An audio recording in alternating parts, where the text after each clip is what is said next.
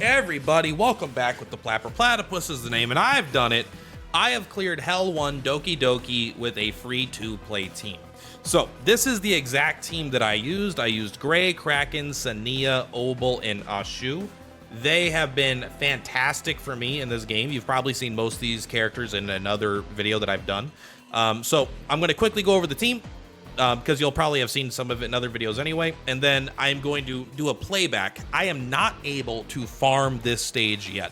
I am still working on that. I can easily farm Nightmare 3 all day with like basically a 100% efficiency. Hell is a different matter. This is a pretty hard stage for me to farm right now. I still need to manually do it every time I do it, so I'm not doing it that much, but it is possible free to play, and I am getting stronger every day. So I want to apologize for the playback. I downloaded the VOD, so it is probably going to be not as pretty as what you see if I record it natively. But yeah, let's jump into the team, and then I will show you the playback of that. So here are the 5 units. Now, I am going to go through it relatively quick, but first, I am pretty heavily invested into these units. They are not level 1. A lot of them you could probably have at a lower level and still get the job, but I am at level 45, 5-star on Kraken. If you look at his prowess, right, he's got almost done on his, whatever, skill 1. He is only level 1 on skill 2 and skill 3. I honestly don't feel like they're that important. In fact, I can't believe I haven't gotten this HP yet. Let's do that. I'm just being lazy for not getting that. There we go. But Kraken is probably my fastest character when he has his gear on. Excuse me, Kraken. He goes up to 221 speed, which is, that's probably faster than you need for the PvP. PvE, it's still not, it's faster than most people, but it's not that fast. But yeah, Kraken has been fantastic. What is his job? He just does the Kraken stuff. He CCs everybody. Even if he fails to CC them, he'll still knock their turn gauge down. And then usually when he knocks their turn gauge down, he will then freeze them as well, so they stay frozen for a long time.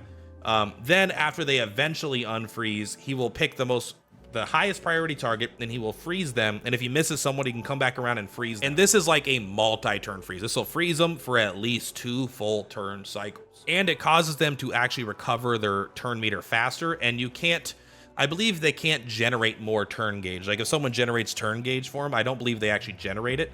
So they are really, really frozen. It's kind of an insane skill. As far as the shell, we're just using mostly the black flags, right? Because this gives you speed. Now Gray here, Gray is literally just damage dealing. Now I don't want to get too much into the modules, because like the exact speed breakpoints can kind of change, and I'm not speed fixing the characters right now. I'm mostly just trying to get a little bit of speed, you know, get Swift Rush 4 usually, and then a bunch of Onslaught just to deal more damage, maybe a Battle Wheel just to deal some damage. But really, for Gray, he just wants to deal hits, big hits. That's what he does. He gives everyone critical rate, and then he hits them all, and he gives them defense down nearly every single time. That's all he does. AoE, damage, kills, rinse, repeat. You've used Gray, you know Gray. That's what he does. No complexities there. You use him as a damage dealer. He's great in the DokiDoki fight. Obel, on the other hand, is basically, he's kind of a combination. He's kind of between Gray and Kraken. He is a disruptor first and foremost, like a backup Kraken. When Kraken uses the CC and everyone unfreezes, then Obel can come in with his ult and then kind of do it again. It's not as likely to happen. It's a stun instead of a freeze, which I believe is not quite as good, because I believe you could still gain turn gauge or something like that. Like I think stun is slightly weaker than freeze. But this also applies stacks of damage over time dots. This does 4% of their max HP per dot. So this is very good. It means he's kind of a damage dealer as well. It is percent based, so it's never going to blow you away, but it's always consistent. The Dispel can come in handy. I don't think it does for this fight, but basically if they get a big a couple buffs on him, on any enemy, he could rip the buff off, and then he puts a dot on instead of it. And at level 5 it actually goes to 2, so he gets 2 dots and 2 buffs removed, which is actually kind of insane. But that doesn't come up all that much right now, especially in PvE stuff. Water Ball, it's honestly a great basic attack, 200% with a chance of a dot. Dots are good. You kind of want to do that. Also, he's got Renoir vibes from Expedition 33, which is very cool. Ashu, I've talked about in a lot of videos, and I don't know if I've done my dedicated video yet or if it's still coming out. But this guy is, I'm going to do a more specific video on him if you haven't seen it yet, about just how to build this guy, because I actually think he's like not only the best blue unit, I think he's just a really good unit in this game. AoE silence is fine. It's good. It does cause the enemies that have like their really big stun attacks to kind of just use like dumb normal slash attacks instead in this specific fight, but it has a really high chance of silence, and it does good damage, and he's green, and so he's doing good damage, like extra damage anyway to all the DokiDoki stuff. He has a second AoE that is 220% damage with a 75% chance of a 3-turn dot on everybody. That means this one button can do 12% of all of the enemy's max health over 3 turns of their turns while doing initial damage. This is a very good skill. Only a 3-turn cooldown, only a 3-turn cooldown. As you can see here, I'm heavily invested. I have all these at rank 5 because he's a blue unit. It was pretty easy. Piercing Barrage, insanely good skill. I've talked about it in a recent video, but basically 70% damage, and each hit has a 15% chance to apply speed down. This is not really why you're bringing him in this fight, because there's a bunch of targets, but again, once you get up closer to 200 speed, or like 200 speed, this will be doing like 360% damage.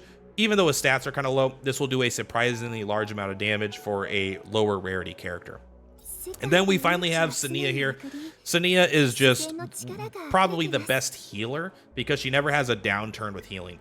She has extra high upturns, and then she has upturns.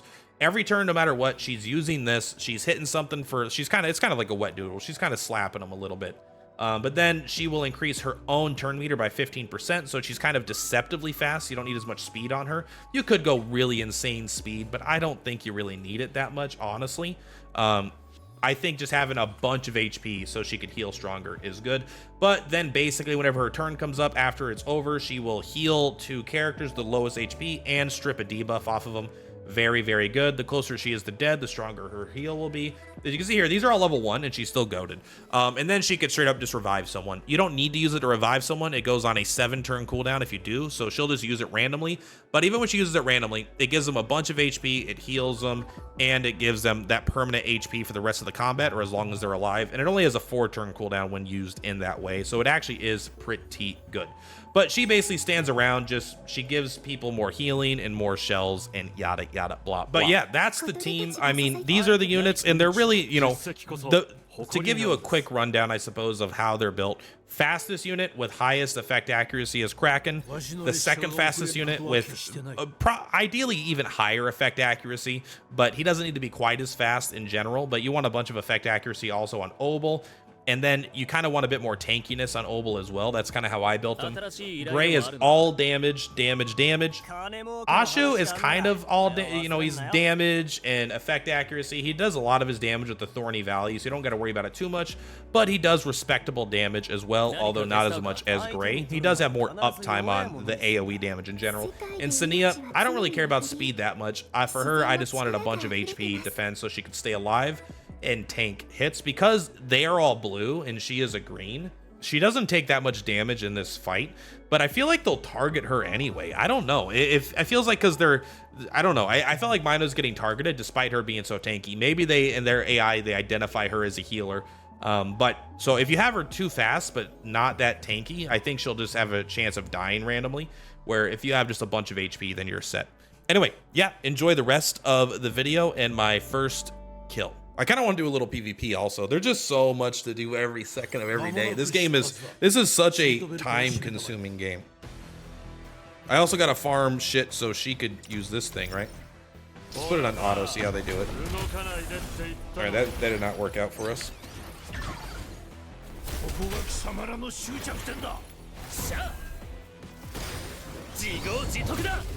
Lay the old smackdown, the old 1-2. Pretty good.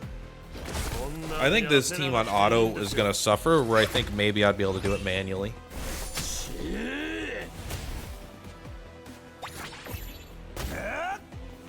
They should be able to do Hell 3 on auto pretty easily though. If we level up her shell, she will be way stronger.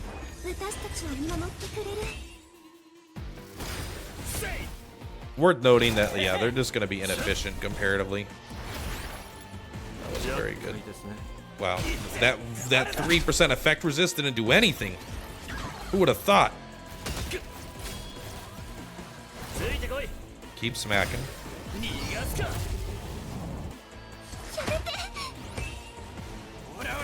No one's using the pandas here. I was gonna say maybe we don't use auto here because we don't really need to do that. This is still totally fine. We should have attacked the other guy, but I'm actually trying to keep it a little bit slower. They give me time to heal. How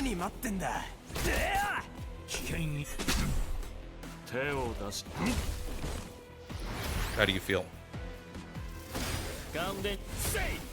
Okay. I think you make sure you knock this guy out. That guy really screws up our day. God, these guys resisting is so bad. Maybe we should have tried to go for that guy an additional time, but we could go at least, if we silence him, we at least would get extra damage as well still, but it's a nightmare.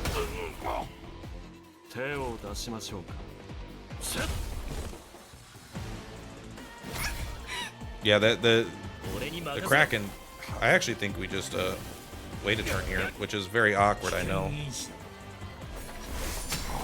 I don't think those are dispellable. I think we save our revive because we're going to need it. Alright, they're all silenced. Still need another turn on that, I guess. That's my bad.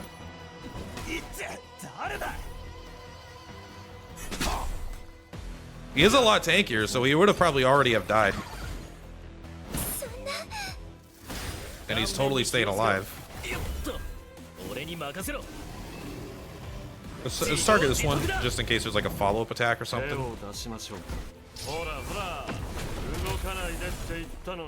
You didn't hit the AoE ones, bro. I guess we just go for the double heal here.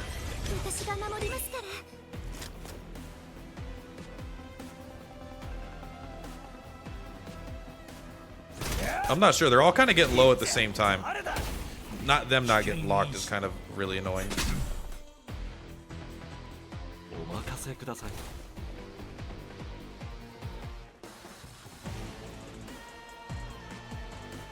It's that one? We don't care about him. Let's go for you again. That guy's already dead. So I think we start going for this one. 'Cause I think you're the next.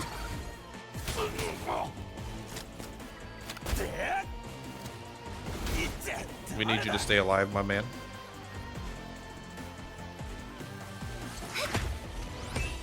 I think you'll die, like, here, right?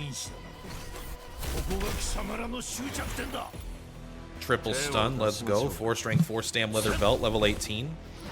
He also has 4 of these doodads on.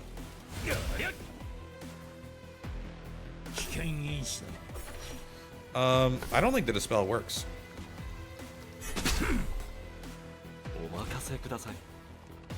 I want to make sure that you die before your turn comes up.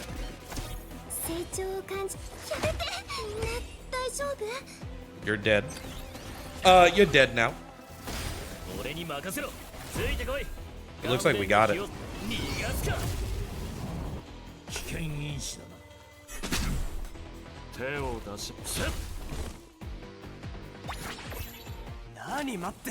Silence. I kill you. God, when they're silenced, they're chumps, bro. DokiDoki hell has been achieved.